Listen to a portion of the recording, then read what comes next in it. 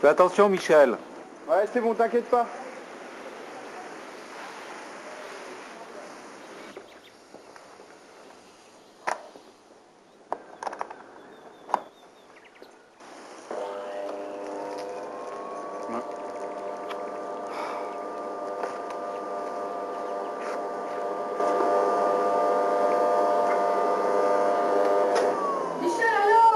Ouais, attends maman, je te branche ailleurs. C'est bon? Merci.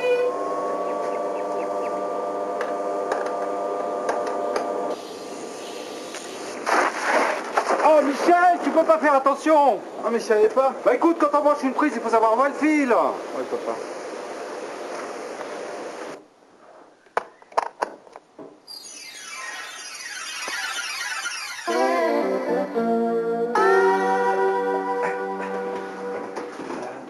Alors... Oh bah c'est rien ça, bon. T'en fais pas, dans 2 minutes tu pourras faire ta vaisselle. Pas la peine d'appeler le dépanneur. Oui, mais fais attention, Patrick. Oh ça va, il y a juste un fil à revisser.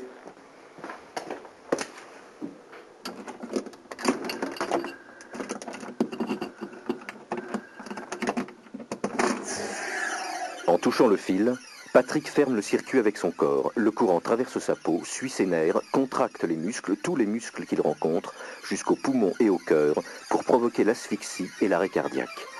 Patrick est mort. C'est du moins ce qu'imaginait son père. Patrick, t'as coupé le courant?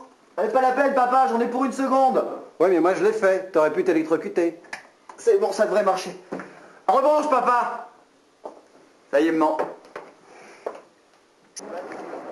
Patrick et Michel veulent devenir électriciens. Ils vont entrer dans une formation professionnelle. Ils aiment bricoler, rendre service, réparer tout ce qu'ils trouvent. Oh, des amateurs. Ils vont enfin apprendre à ne pas plaisanter avec l'électricité qui tue chaque année en France plus de 150 personnes et à travailler dans un milieu professionnel en respectant la réglementation. Ils vont apprendre à maîtriser le risque électrique pour eux et pour les autres.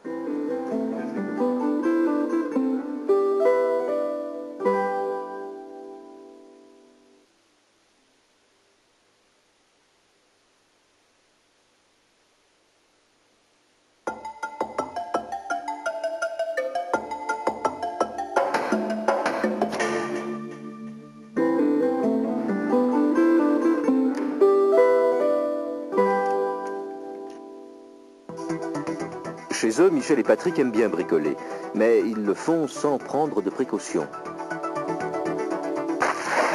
Oh, Michel, tu peux pas faire attention. Ils désirent devenir électriciens et vont apprendre à tenir compte des textes réglementaires qui ont pour but de prévenir les accidents liés à cette énergie invisible qu'est l'électricité. Quelques mois plus tard, ils ont commencé à acquérir les premières notions qui les rapprocheront du monde professionnel. Non, là il y a quelque chose qui va pas. Tu vois? Oui, ça va. Regardez, nous sommes dans une entreprise. Cette machine est sous tension. L'électricien qui doit effectuer un certain nombre de mesures porte les équipements de sécurité individuels. Chaussures de sécurité, lunettes, gants. Il se sert d'outils isolés. Rien qu'à voir ses gestes et son équipement, on peut deviner que ce professionnel intervient en présence de tension. Dans une situation de formation, les gestes et les équipements de sécurité sont identiques. Ok, vas-y.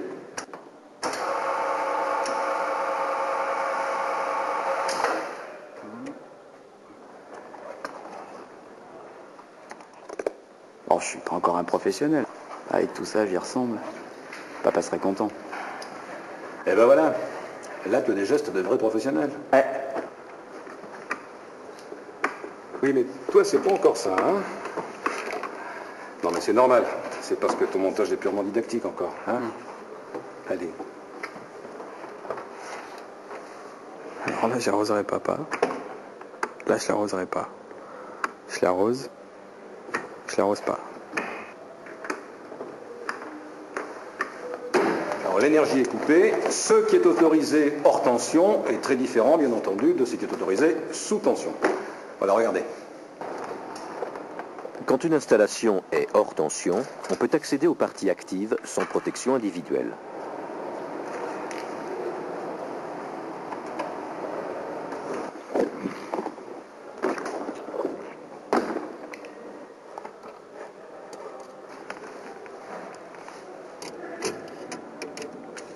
là, si on mettait le courant, aïe, brûlure, muscles contractés, poumons paralysés, paf, cœur arrêté. Monsieur, j'ai fini là. On peut essayer? Attends, je vérifie. C'est à moi de remettre sous tension, puis ça ne se remet pas comme ça. Fais voir. Voilà. Comment vous voyez ça là? Bon, c'est une question d'habitude, à toi aussi tu sauras. La mise hors tension et la mise sous tension se font toujours selon des règles bien précises et strictement appliquées sur autorisation. Et si je respecte ces règles, ça peut me sauver la vie. Ah bah oui. La tienne et celle de tes voisins. C'est ce qu'on appelle la consignation et la déconsignation. Le prochain épisode vous en apprendra les règles.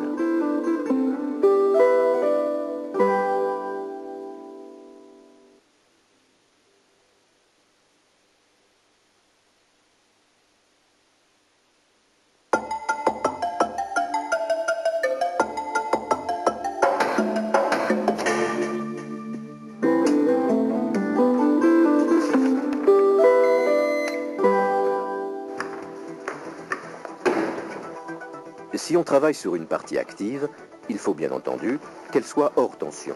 Et il faut être sûr que personne ne puisse la remettre sous tension pendant les travaux. Sinon, c'est l'accident. Pour cela, des règles et des prescriptions de sécurité très strictes ont été établies, en particulier les procédures de consignation et de déconsignation. Alors une consignation, c'est quoi? Bah c'est simple, une consignation, c'est quand on coupe le courant sectionneur. Au sectionneur. Ah ouais, mais on est sûr de rien. Quoi, je sais pas, quelqu'un peut venir, il voit pas qu'on travaille sur la machine qui est hors tension, surtout si elle est éloignée du dispositif de coupure. Et puis rien n'empêche de remettre le courant, quoi. Là, ça craint un peu. Ah ben, il n'y a qu'à verrouiller tout ça. Comment? Ouais, avec un cadenas ou quelque chose. Avec un cadenas. Tiens, ça tombe bien.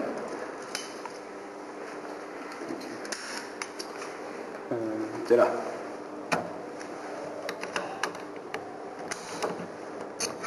Bah ouais, mais si quelqu'un a la clé, il peut se croire autorisé à enlever le cadenas. Ah. Bah alors il n'y a qu'à l'avertir que la machine est consignée et puis que quelqu'un travaille dessus. Comment? Bah, je sais pas moi, un écriteau. Un écriteau. Allez, vous avez de la chance. Voilà. Cette fois, la remise sous tension devient très difficile. Il y a 2 interdictions à braver. Administrative, le panneau, et physique, le cadenas. Mais nous ne sommes pas encore en sécurité. Pourquoi? Bah ouais, pourquoi? Vous êtes bien sûr d'avoir coupé le courant? Bah allez, regardez là, c'est coupé. Et si vous n'aviez pas coupé le bon circuit? Bah, oui, ici c'est simple parce que vous êtes dans une situation pédagogique, mais dans une entreprise c'est plus complexe. Hein.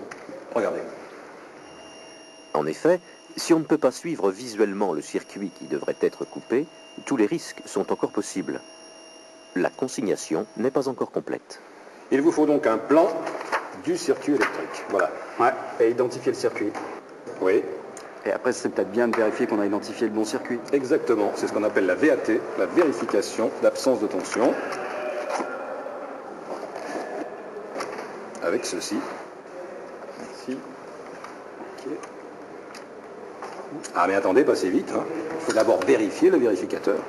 Ah ouais, pas si bête, hein. Ah oui. Bon, on appuie sur le bouton là.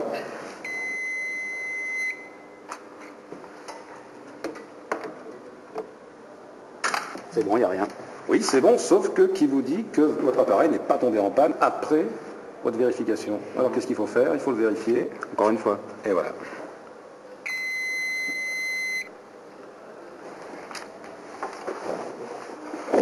Au travail. La consignation est cette fois réalisée. Les 4 étapes de la consignation ont été respectées. Coupure de tous les conducteurs actifs à l'aide du sectionneur, c'est la séparation. Verrouillage avec cadenas, signalisation de l'appareil consigné, c'est la condamnation. Identification du circuit isolé, vérification de l'absence de tension.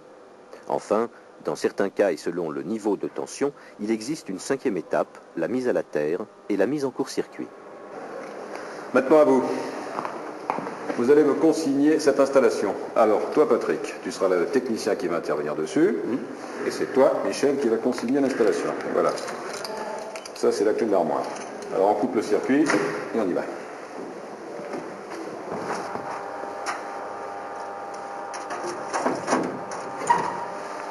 Voilà.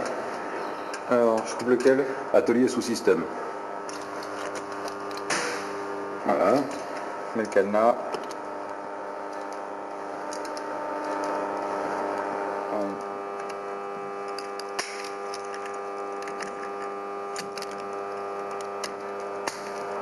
Ensuite, La pancarte. la pancarte. Comment je peux mettre ça? Et voilà. Voilà. Et après? Ah.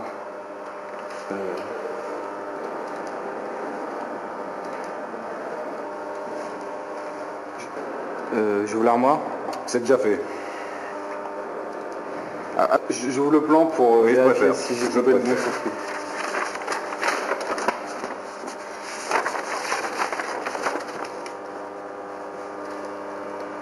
Ouais, mais là on voit plus où ça va. Alors, qu'est-ce qu'on fait?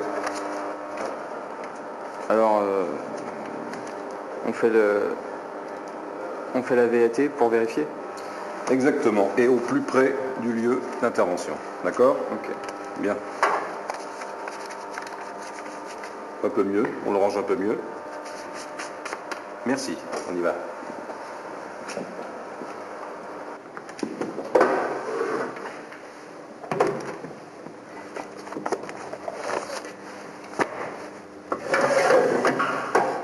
C'est bon, je peux ouvrir? Ah oui.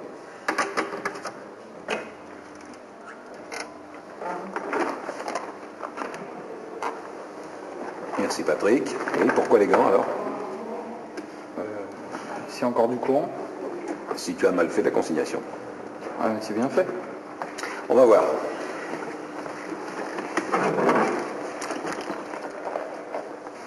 Merci.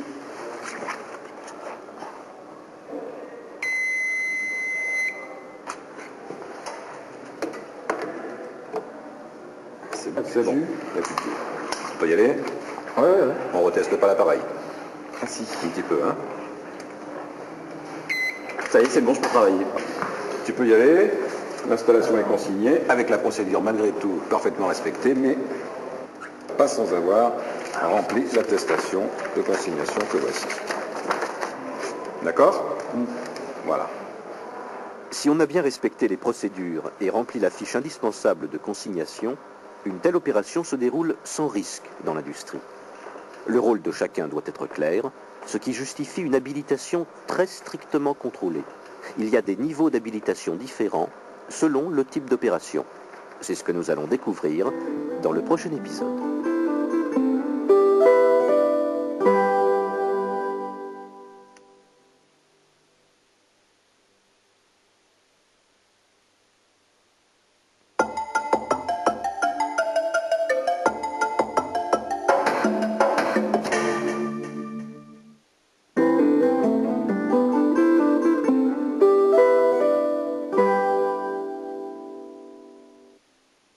Michel et Patrick se sont livrés à une sorte de jeu de rôle.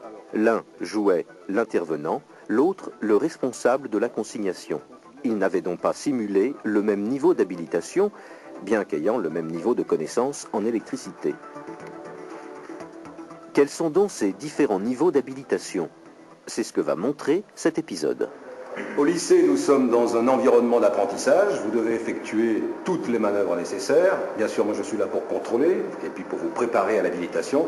Mais dans une entreprise, vous en doutez, les choses sont un peu plus complexes et c'est ce que nous allons voir. Ce maçon n'effectue aucune opération électrique.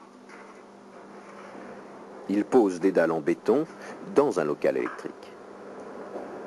Pourtant, comme il travaille dans un espace réservé aux électriciens, il est habilité B0. Ah ouais, mais si c'est un ingénieur qui rentre dans le local, bah c'est pareil. Il est B0 comme le maçon. Bien sûr, le niveau d'habilitation ne dépend pas du tout du niveau hiérarchique, ni même des études. Il dépend simplement de la connaissance des risques électriques, et puis bien sûr du rôle attribué à l'intérieur de l'entreprise. Voici un électricien. Il vient installer une prise de courant dans un local électrique. Cet électricien a été habilité à travailler sur des parties actives mises hors tension. Il est habilité B1. Mais l'installation, là, elle a bien dû être consignée. On l'a pas vu faire. Bah, c'est peut-être un autre qui l'a fait. Bah oui, mais qui? Monsieur, on comprend pas bien, là. Bien. Un technicien habilité B1 peut travailler sur une installation, mais il ne peut pas prendre la responsabilité de consigner cette installation, ni même d'ailleurs de faire la demande de cette consignation.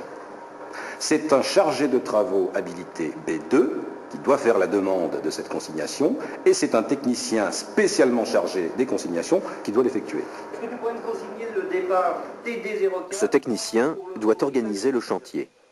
Il sait qu'il va falloir agir dans le local électrique. Il a donc prévu de consigner un circuit d'alimentation du local. Alors, je te remplis, la Il demande la consignation de l'équipement au chef d'exploitation de l'entreprise. Entendu. Une demande écrite avec les dates, le nom des intervenants, la nature du travail et sa durée.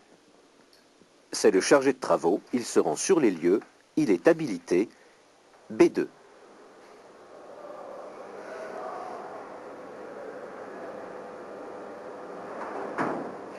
Ce technicien est le chargé de consignation et de déconsignation. Il est sous les ordres du chargé d'exploitation, mais il rend compte au B2 de sa consignation et de sa déconsignation.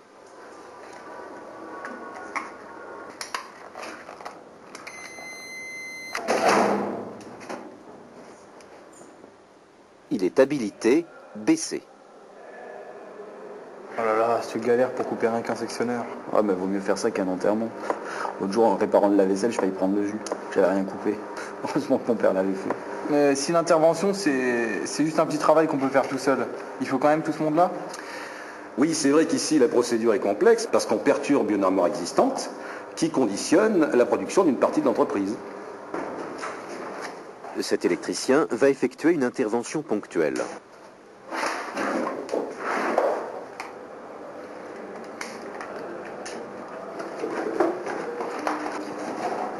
Monsieur, vous voyez, il gêne pas, lui. Cette intervention ne demande qu'un seul technicien. C'est un chargé d'intervention et il effectue une consignation pour lui seul.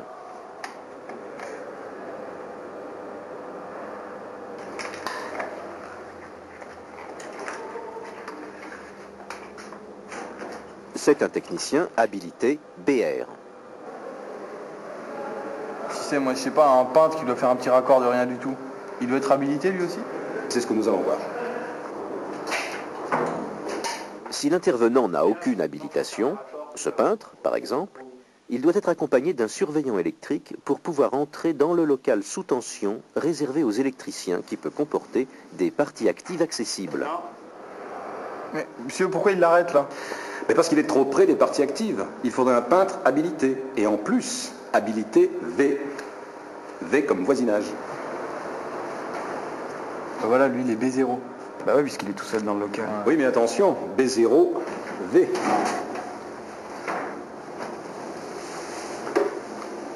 Ce peintre peut travailler à moins de 30 cm des parties actives d'une installation électrique restée sous tension. Il est habilité B0V.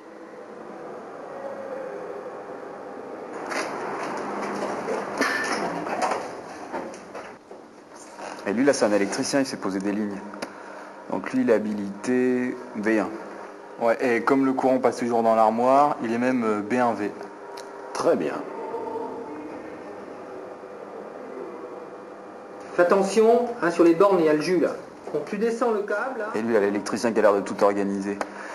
Lui, bah, lui doit être habilité B2. B2, V. Ah ouais, il travaille à moins de 30 cm des parties actives. Bon, là, vous avez compris. Bah, Ouais, enfin, on pourrait peut-être reprendre un peu parce que c'est pas toujours très clair quand même. Si vous voulez, vous savez, c'est très clair. Hein. Tout est dans le recueil. Hein? Bon, on va quand même reprendre.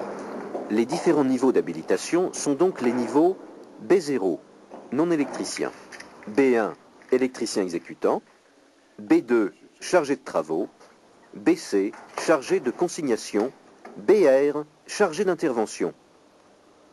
Seuls les BR et BC peuvent effectuer des opérations de consignation, mais le BR de façon locale et pour lui-même seulement. Si ces techniciens doivent travailler au voisinage d'installations sous tension, ils sont habilités V, voisinage, soit B0V, B1V, B2V. Si l'intervenant n'a aucune habilitation électrique, il doit être accompagné d'un surveillant. Eh monsieur, c'est vous qui allez nous donner ces habilitations? Ah non. Regardez. Je vous propose pour le poste que vous avez... C'est l'employeur ou son représentant qui délivre l'habilitation à son personnel. C'est la reconnaissance de la capacité d'une personne à accomplir en sécurité les tâches fixées. Vous signez votre habilitation? Merci, madame. Le travailleur s'engage à respecter les prescriptions de sécurité et à signaler les équipements défectueux. Il est donc normal que ce soit l'employeur qui est responsable devant la loi qui décide de l'habilitation. D'abord parce que chaque entreprise a ses propres spécificités techniques, bien sûr, et puis que chaque technicien a ses propres fonctions dans l'entreprise. Ah ouais, moi je serais B2. Et moi BC. Et je gagnerais plus que toi. Oui, oui, ben calmez-vous, on n'en est encore pas là. Hein. Ça ne joue théoriquement pas sur le salaire. Il faudrait d'abord voir si vous savez réagir face à une situation, et puis si vous avez acquis dans votre milieu scolaire une petite expérience, hein, un certain sens de responsabilité. Ce sera le propos du prochain épisode et ce sera à vous de jouer. On verra si vous êtes désormais capable de devenir de bons professionnels avec une expérience et une capacité d'analyse qui soit sûre.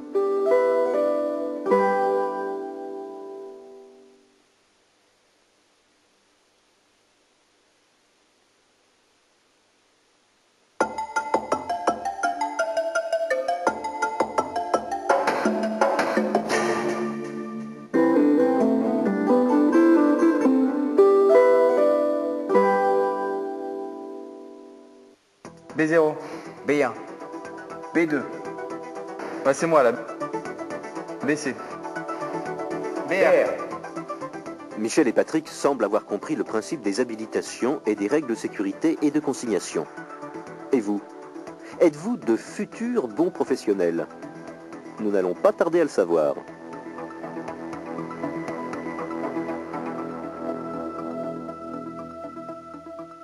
Bon, maintenant, vous allez jouer avec nous.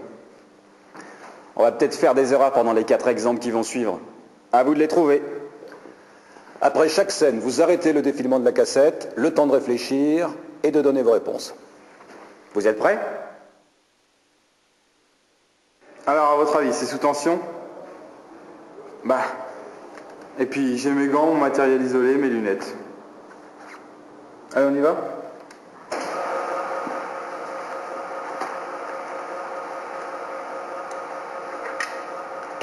Et pourtant, Michel n'a pas respecté toutes les règles de protection individuelle.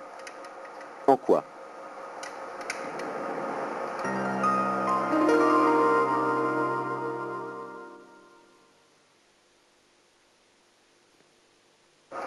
La chaînette en argent, hyperconductrice, pouvait amener le courant jusqu'à Michel et l'électrocuter gravement.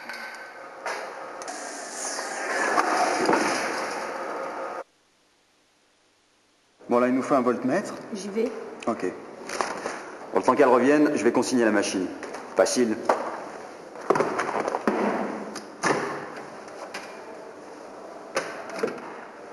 Et voilà le travail. Maintenant, on peut travailler sans danger sur la machine. Oh non! Patrick a oublié plusieurs éléments indispensables dans la procédure de consignation. Lesquels?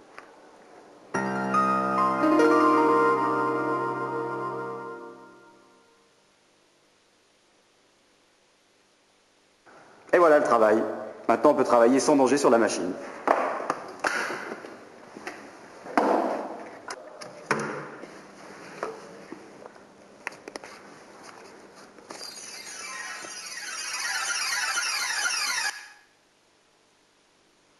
Patrick a oublié le cadenas qui empêche toute personne de remettre l'équipement sous tension. Il a aussi oublié de faire l'identification et la VAT. Voilà. Alors, j'identifie le circuit.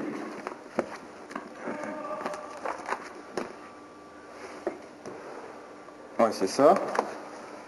Et maintenant, je fais la VAT.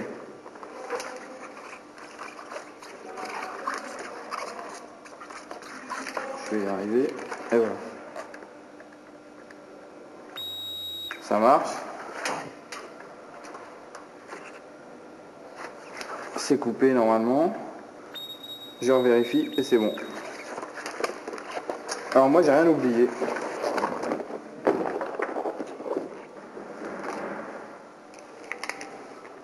C'est parti. Michel ferait bien de se méfier. Il a fait une erreur. Laquelle?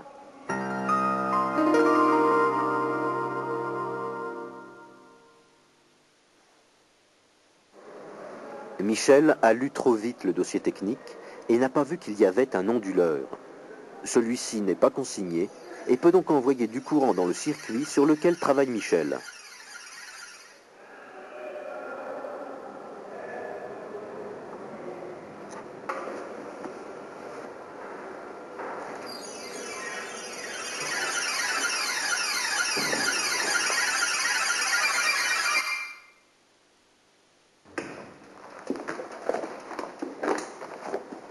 Bonjour. Bonjour. Alors, j'ai l'attestation de consignation. Voilà. Non, cette fois-ci, il est inutile de chercher une erreur. À tout à l'heure. Tout à l'heure. En revanche, qui de Michel, Karine et Patrick est B1, B2 et BC?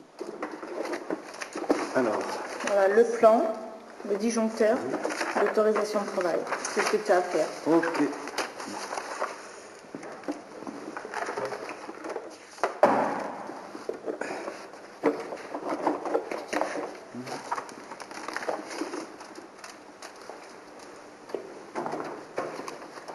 Alors, qui est B1, B2 et BC?